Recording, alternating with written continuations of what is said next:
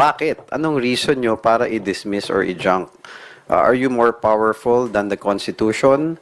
Or the bigger question is, ayaw nyo bang marinig yung gustong marinig ng taong bayan?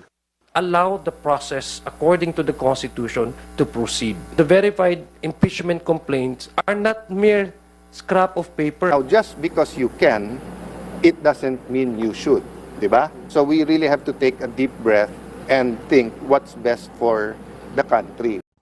Hello po mga ka-viral and welcome back again to this YouTube channel. Latest update na naman tayo ngayon. Matinding pambabatikos ang ibinabato ngayon sa Senado, lalo na kay Senate President Chis Escudero at sa 18 senador na pumabor na ipabalik ang articles of impeachment sa lower house.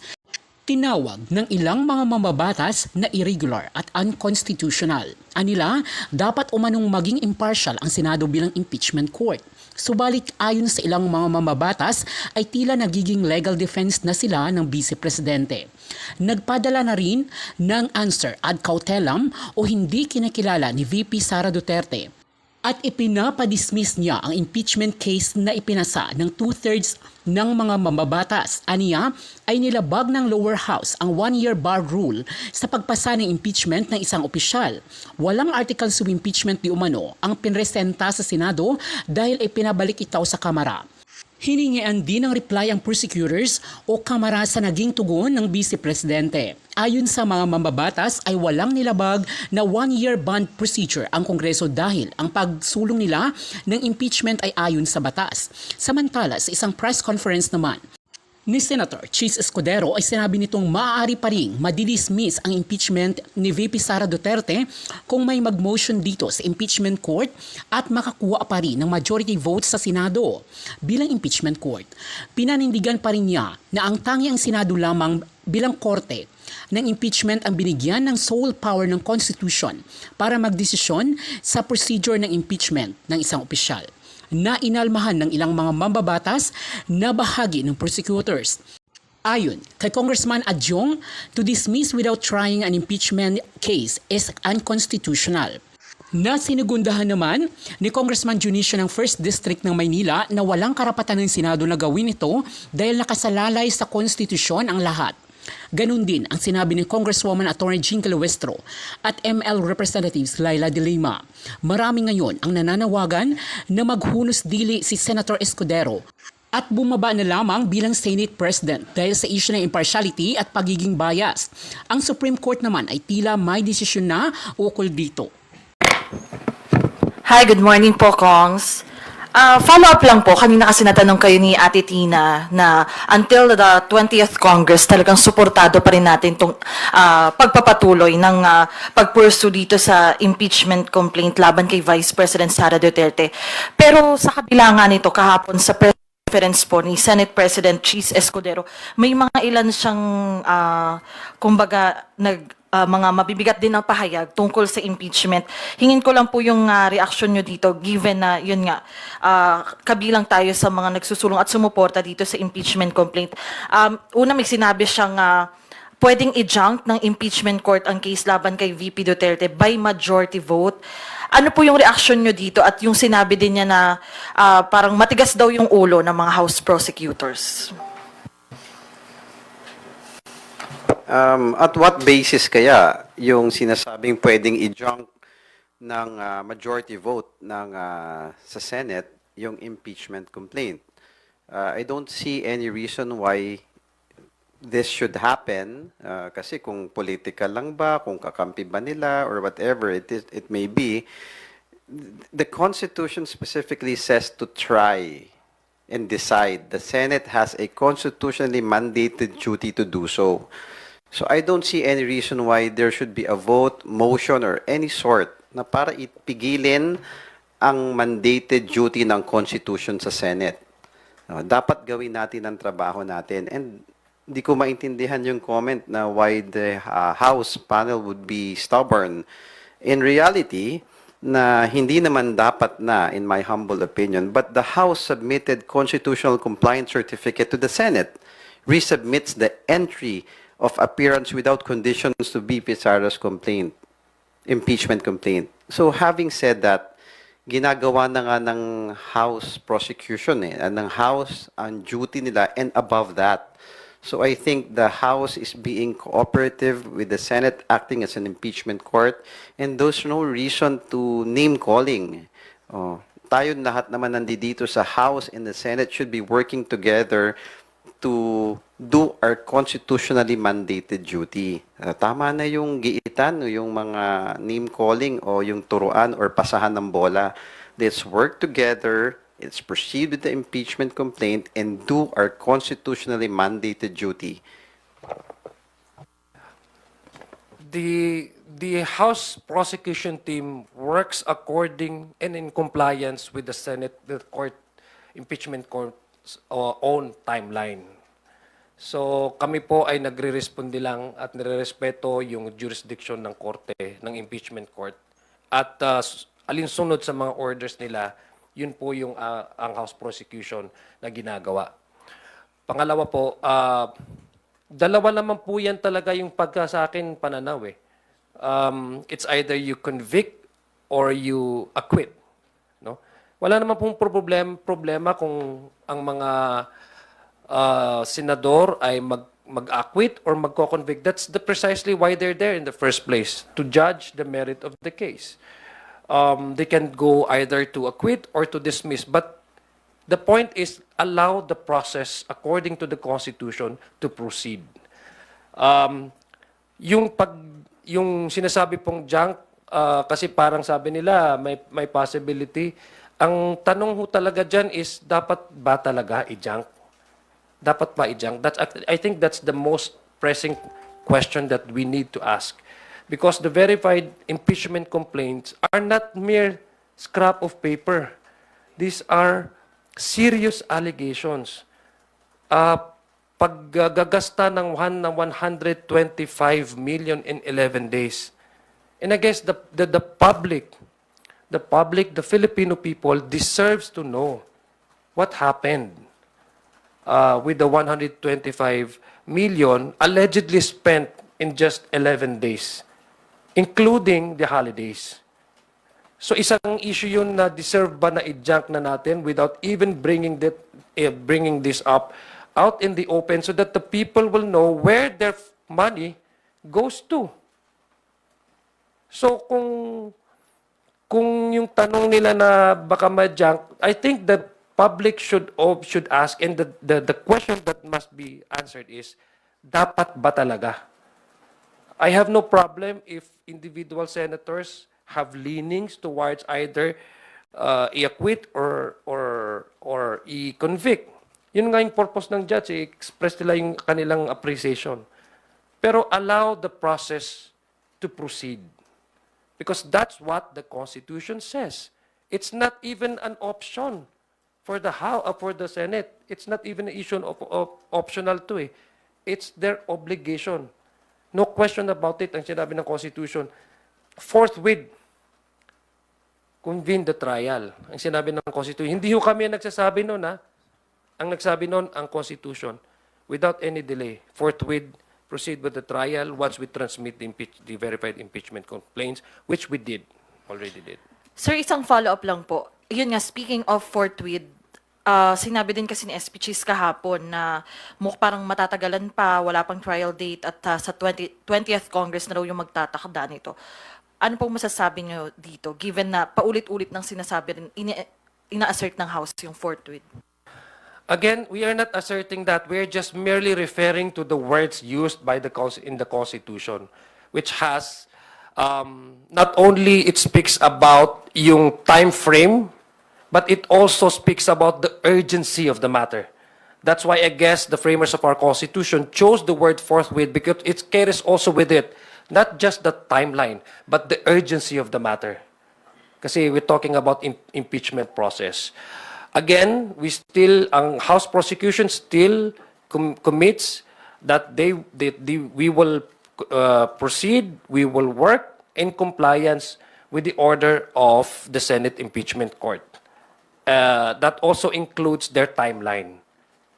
So, sa kanila po, sila pong nagde-decide kailan yung magiging magre-reconvene, kailan po yung actual trial, sila po yung korte, ang House Prosecution Team will just simply comply with the orders of the impeachment court, including the timeline. We have consistently displayed that throughout the issue, when the issue started. Thank you, Mela. Our next question will come from Earl Tobias of IBC 13. Good afternoon po, Kongs. Kung sa isang press briefing kanina, nauna nang pinabulaanan ng palasyo ang patutsyada ni Vice President Sara Duterte na photo ops lang daw ang ginagawa ng ating Pangulo at hindi daw nagtatrabaho. Ang konteksto po nito ay galing doon sa mga nasamsam na ilang illegal na droga, pero para daw sa Vice Presidente, ito ay photo opportunity lang ng Pangulo para itago ang dire situation ng bansa. Bilang leader po ng Kamara, bilang parte po ng liderato ng Kamara, ano pong reaction niyo dito? Alam niyo po, marami na pong mga indicators, no, na ang ating bansa ay nasa tamang track, no. Yung mga pictures naman na sinasabi, alam mo, parte po sa isang public service is also transparency. Kaya nga mayroon tayong sinasabi nating reporting to the public what has been accomplished, no. Apart from also showing data, mas maganda nga po na ang ating mga leader ay pumupunta sa bawat lugar at pinapakita not only the accomplishment but the dedication to which these programs, particular programs or projects, are needed and are important to boost economy and to project that there's a stability in the country in how we serve our constituencies. No, again, I'm not surprised that such remarks will be coming from the Vice President. But sabi ko nga, ang Malacanang sa ngayon, ang Presidente, I cannot speak for Malacanang, but the way I see it, any distraction, any kind of negative opinions will not deter, I guess, this country, this current administration to pursue what they believe are priority agenda for this country's moving forward. In my humble opinion, dapat pag may i-criticize ka, objective lang. It's not a matter of kakampi mo o kalaban, gusto mo o ayaw mo yung tao. Ang problema kasi, kapag nagki-criticize ka, kapag kalaban ka, wala kang sasabihing mabuti. Let's be realistic. Pagka walang nakitang picture, wala kang ginagawa, stubborn ka. Kapag may ginawa ka naman, labas mo sa press, photo ops naman. Sa pula sa puti, walang tama pagkalaban mo eh. Ganun talaga ang politika. But we have to be mature enough as leaders of this nation to look beyond kung ayaw mo ba o gusto o kalaban mo sa politika o hindi yung tao eh. Pagkikriticize natin sa ibang leaders natin should be objective. Hindi yung para lang magtapong ka ng putik. So I know the Filipino people are very smart. We know who is doing their job, kung sino nagtatrabaho at hindi, who is sacrificing for our nation, kung sinong hindi. And these name callings, won't hold water. So I do believe that, I hope that we could be mature enough as leaders of this nation to stop the politicking, to just be objective in criticizing our kapwa lingkod bayan to the betterment of our country. Follow-up lang din po. Kung Zia, you have a statement saying being a frontrunner is not a license to violate the Constitution, referring to Vice President Sara Duterte. Can you elaborate lang po the reason behind it? Well, that is in response to her statement na nabayaran ang House of Representatives sa pagpapipirma ng mga verified complaints. I guess it's also on the context that her team, those closely associated with her, are trivializing the impeachment court by saying that this is political because this impeachment process is to prevent her from running in 2028. I guess the bulk of the issue comes from her camp na sinasabi nila, this is actually what's happened kasi yun ang projection nila. So ang sinasabi namin, ang response po namin dyan, una, hindi ho, sabi nga ni Kong Ernix kanina, wala pong pumilit sa aming pumirma, hindi po nabayaran ang mga members ng House na nag-affix ng kanilang signatures in support of this verified complaints. At number two, hindi po totoo na itong sinabi sa Constitution na kung merong talagang legal basis of violations, no, high crimes that constitute betrayal of public trust against enumerated officers under the Constitution na impeachable officers, ay hindi nangangahulugan po na we look at it on a political lens. That nobody has the right to say that the Constitution, Article 11, is just there simply to be abused by anybody for the purpose of preventing anyone from ever seeking any offices in the coming and in future elections. Thank you, Kong. Last from my end na lang po. Question din po kasi ni Vice President Sara Duterte ang hakbang po ng Pangulo bilang Commander-in-Chief sa pagpapataas po ng police patrols to curb criminality in communities. I will quote na lang po yung sinabi ni BP. Dapat ang iniisip mo how to modernize, leverage the technology out there to improve the Philippine Police. Bakit nandoon ka pa din sa ilalagay mo ang police sa kanto, nandoon pa din tayo sa 1970s at 1980s na magpapatrolya ang police sa daan? Would you agree to such statement po na luma yung estratehiya na maglagay ng physical police presence sa mga kalsada po natin? I beg to differ. Yung police visibility is always a deterrent for crimes, no? Seeing physically a police officer, a law enforcement in the streets is a very strong deterrent to criminals. But I'd like to correct the statement na walang ginagawa na, modern things sa ating law enforcement. Actually, truth be told, we were there yesterday sa Krame. We met with our new PNP Chief, General Torre. Pinakita niya sa amin yung quick response ng ating kapulisan. Meron silang command center sa Krame na namomonitor from Luzon to Mindanao. So I really commend also the President and our new PNP Chief General Torre for having this new technology na pinapaigting nila yung quick response ng ating kapulisan to each part of our country. Nakita namin doon sa monitor doon na at a single notice na may tumawag, makikita na yung foot patrol na nakikita sa vicinity nung panangyayarihan ng crime. So it's not true that walang ginagawang technological advancements sa ating law enforcement. Truth be told, parehong ginagawa. May technological advancements and at the same time, nandiyan dyan pa rin yung physical presence. It's a strong deterrent for criminals. Ako naniniwala ko doon sa sinabi ni Chief of PNP na the police should be out there in the streets. Sabi nga, it's a deterrent. Tama po, police visibility is a deterrent na mangyayari ang mga krimen. The word actually is the catch word is prevention . Hindi lang yung actual investigation or running after criminals, but even to Ito yung magaganap. Mag-i-issue ng summons, magfa-file ng answer, at may 5 araw ang prosecution para mag-submit ng reply. June 10, nag-issue ng summons ang Senado bilang isang impeachment court. June 23, last day, nag-submit ng answer ad cautelam ang ating ikalawang Pangulo. At mula June 23, 24, 25, 26, 27, 28, Sabado yon. So meron hanggang Lunes ng tanghali ang Kamara para magsumite ng kanilang reply kung nanaisin nila. Magsumite ng reply, hindi mandatory, doon sa answer ad cautelam ni VP Sara Duterte. Ang bakit noon of June 30, dahil hanggang doon na lamang yung kapangyarihan at authority ng Kamara at ng mga prosecutors nila na magsilbi bilang prosecutor dito sa impeachment trial.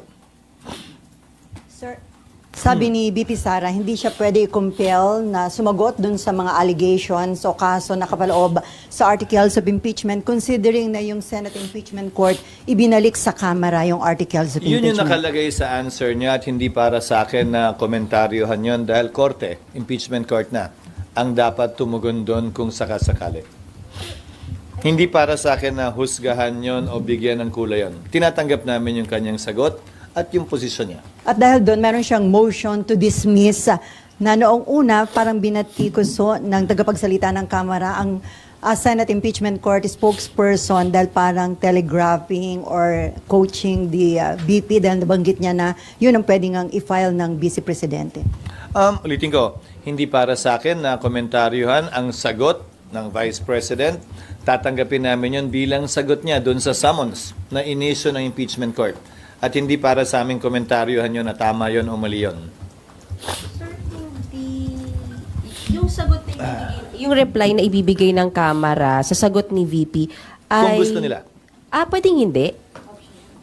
Pati naman yung answer, pwedeng hindi eh.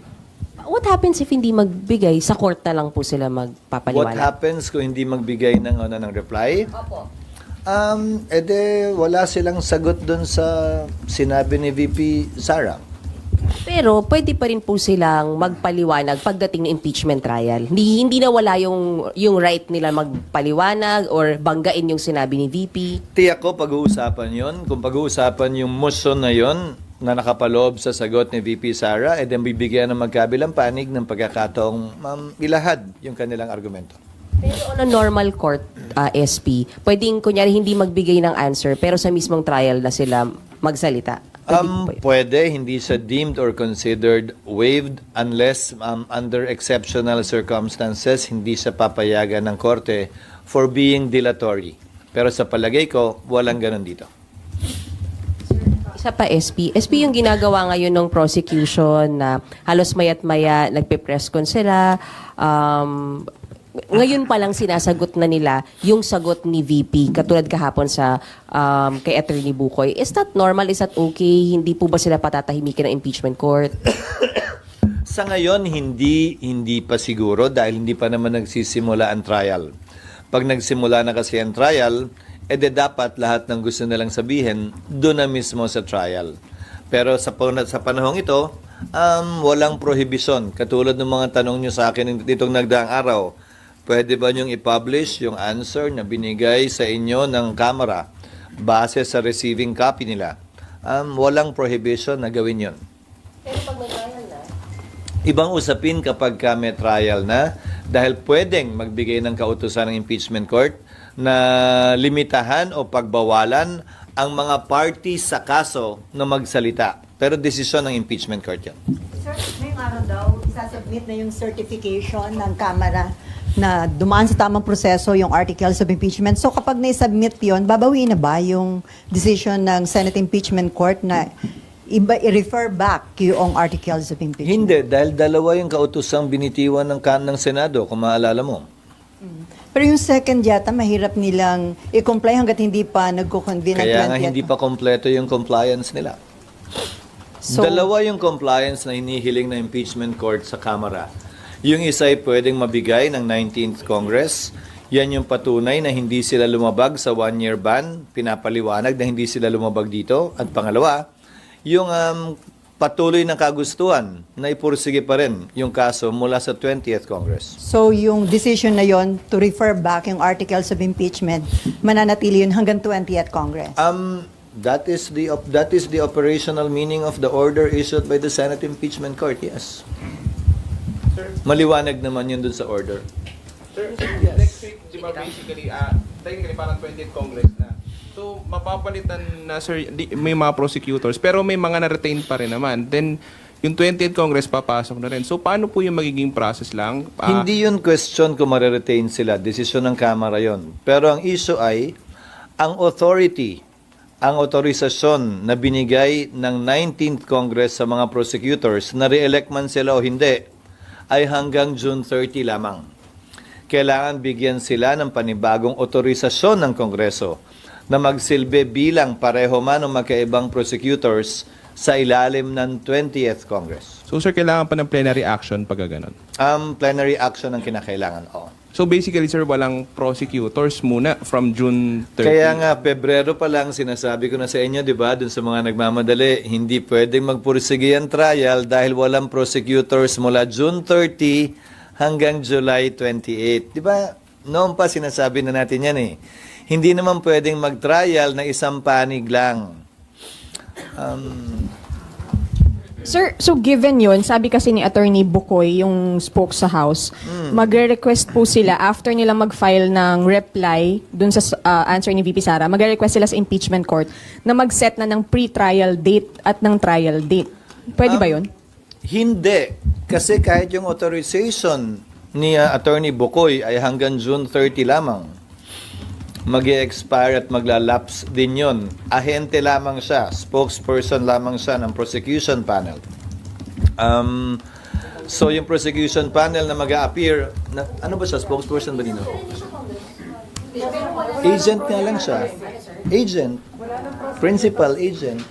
Wala na prosecution by June 30. No, spokesperson ba siya ng prosecution? O de sino yung nagbigay sa kanya ng kapangyarihan? Tapos na yung kapangyarihan ng prosecution team ng June 30 noon. So, yung pre-trial at yung trial date sa 20th Congress na po. Sa 20th Congress din, kasi paano mo nga isa-set yon nang walang prosecution? Kung mag-set kami, ulitin ko Pebrero pa lang, sinasabi ko na to sa inyo. Paano ka mag-set ng pre-trial na kailangan may magkabilang panig? Hindi naman pwedeng abogado lang ni VP Sara mag-attend doon. One-sided naman yun. Hindi na pre-trial talaga ang tawag doon. Pero so dati may ginawa kang calendar, di ba? Hanggang October 9. Oo, pero ang bumulaga sa amin doon, base sa, kaya nga, working calendar yon, di ba? Ang bumulaga sa amin doon, yung authority nga, kasi iba kami, iba ang Senado ako hanggang 2028 pa. Pero yung prosecutors, yung congressmen, hanggang June 30 lamang. Sir, also sabi po niya ni Attorney Bukoy, yung ombudsman daw po, yung investigation nila hindi dapat magtuloy dahil matapos dapat daw po muna yung impeachment trial. Hindi Tama ba? para sa akin na komentaryohan yon. Hayaan na natin ang ombudsman na sumagot sa kanya. At tila yata hiwalay yung away na yon sa iba pang away na gustong pasukan ni Attorney Bukoy. Silang dalawa na lamang, yun siguro. Nympha. Sir, ginagamit kasing defense, based dun sa answer ng Vice President, ginagamit nilang defense yung pag-return ng impeachment court dun sa articles of impeachment. Ano ba talaga ang ginawa ng impeachment court? Kasi ang claim nila is the articles of impeachment was returned, so there's no charges against her to speak of.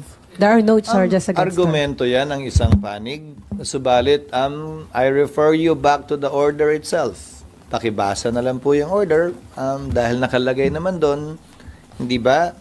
Return without dismissing nor terminating the case. Hindi ba nakalagay yun doon?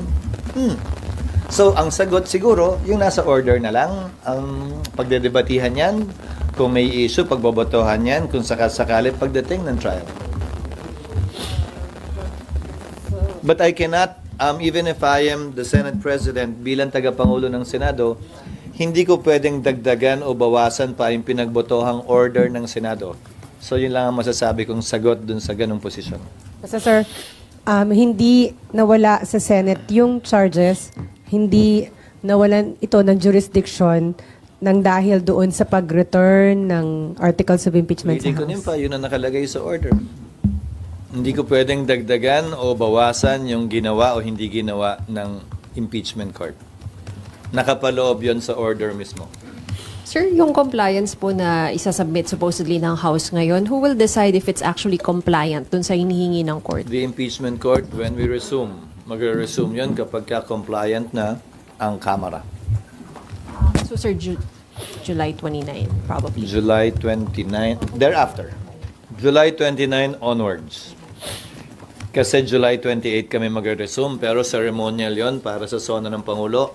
Magsisimula pa lang talaga makapagtrabaho ang Senado at Kamara ng July 29. Pero hindi kami pwede schedule agad hanggat una, wala pa yung prosecutors. Pangalawa,